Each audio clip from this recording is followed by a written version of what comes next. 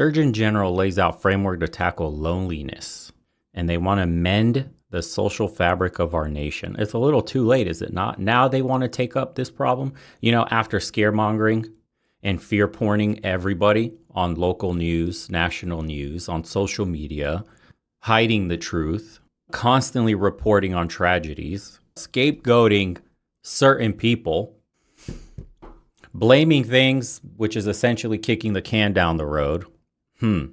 Interesting. So it says research has shown that loneliness and isolation are linked to sleep problems, inflammation, and immune changes in younger adults. We already knew most of these, but social connection can help. Let me see. Loneliness, I think, as a great masquerader.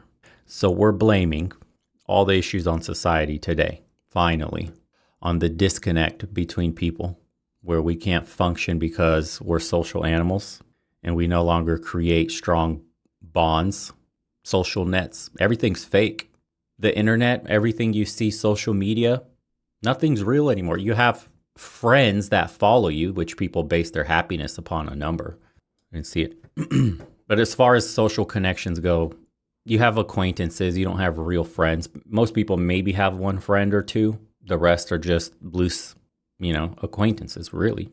People that you know either from work, friend of a friend, somebody you kind of talk to here and there. It's not really what it used to be. Strong social bonds, brotherhood, friendship for life, knew this kid since first grade kind of thing. It just doesn't really happen that way. Let's see. Given the profound consequences of loneliness and isolation, we have an opportunity and an obligation to make the same investments in addressing social connection that we have made in addressing tobacco use, obesity, and addiction crisis. Well, everybody on this side of the aisle has been saying exactly this problem is coming, and it's getting worse. I mean, when the so-called incel community was being pushed into the mainstream because of public tragedies, you didn't think that was a symptom of this issue? You didn't think to ask, why are men feeling so disconnected? What's going on with masculinity? Why do we demonize it? Why do we say it's toxic? Why do we do everything in our power to make men feel like predators in society and dysfunctional and that they need to be fixed? And that you don't think this messaging, this narrative in the mainstream would start to cause all these problems? You mean it's affecting women now too? Now it's affecting society at large. When you disenfranchise men and masculinity, who would have seen this coming? Clearly the femmes didn't. So they say the framework is rooted in 6 pillars, hey? The first, strengthening social infrastructure in communities. Are you going to bring back shop class? Are you going to bring back competition amongst boys? Are boys going to get, what was that called? The Boy Scouts back to being boys only? Are we going to push for male and masculine activities, working with our hands, mentorship, things like that? No, none of that's coming back. None of this is going to get fixed then. Are we bringing back male teachers? Are we making male teachers a priority again? Because we hardly have any male teachers left, and they teach differently. Cool. Involves boosting programs like volunteer organizations or religious groups, and policies like public transit or education, physical elements like libraries and green spaces. Again, it's not what men need. Investing in local communities and in social infrastructure will fall short if access to benefits is limited only to some groups. Here we go. So that means if you diversity and include your way into pushing men out, the statistics will just keep getting worse. Great. Equitable access to social infrastructure for all groups, including those most at risk for social disconnection. So how many more public tragedies have happened since we made that one video, probably like 2 weeks ago, saying that more and more will keep happening by the week? So the narrative is already beginning to get crafted on how we need to help men, and men are now lost. But like, why are we? Why do we feel this way? Why are men so lost? Interesting. Who caused this? What was the reason this even happened in the first place? Oh, okay. Going remote. Hey, how you doing, brother? Appreciate the 5. You're going to have to go out west to get a good traditional cultured woman. The vetting is easier than here in NYC, Philippines 2025. What do we got next here? The second pillar calls for more pro-connection public policies. Governments and institutions are urged to adopt an approach that recognizes that policies can benefit or hinder connection, and that every sector of society is relevant to social connection. Do they even have gym class anymore in high schools? Is that a thing?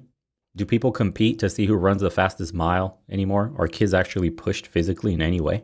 Maybe some of the younger guys here. No. Cameron, thank you, brother. Quote of the day, women don't care about a man's struggles. They wait at the finish line and F the winners. Can't remember who said this. Every sector of society is relevant to social connection. Policymakers should focus on reducing disparities in connection. Cool.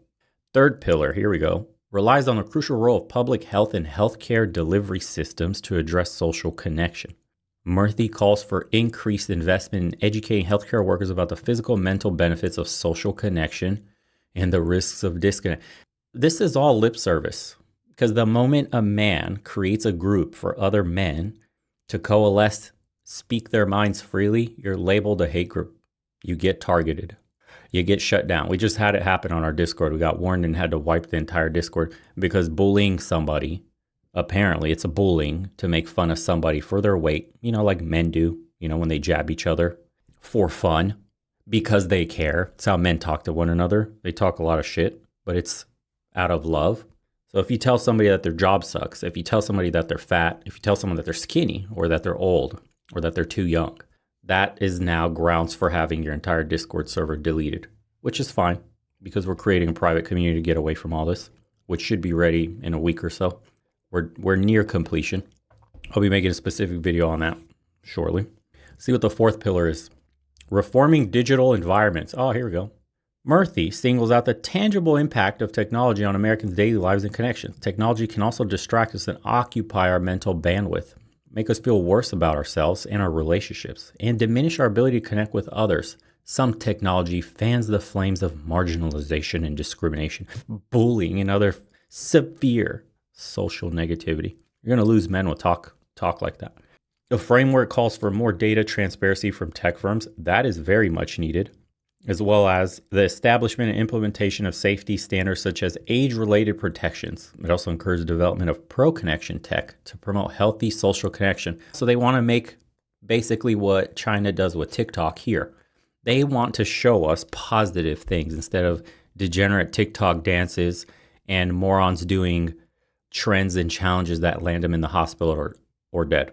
Like eating Tide Pods. Who remembers the Tide Pod challenge? Rip to all the morons who died young. You ate a Tide Pod and you died. Surely you weren't going to save society. What in the world? Okay. So more lip service, trying to calm the degenerates from causing mass murders and shit. That's basically what this article seems like to me. We're going to give you hope. Lonely portion of the society, which we have neglected and even demonized and made fun of you on mainstream media. Don't worry.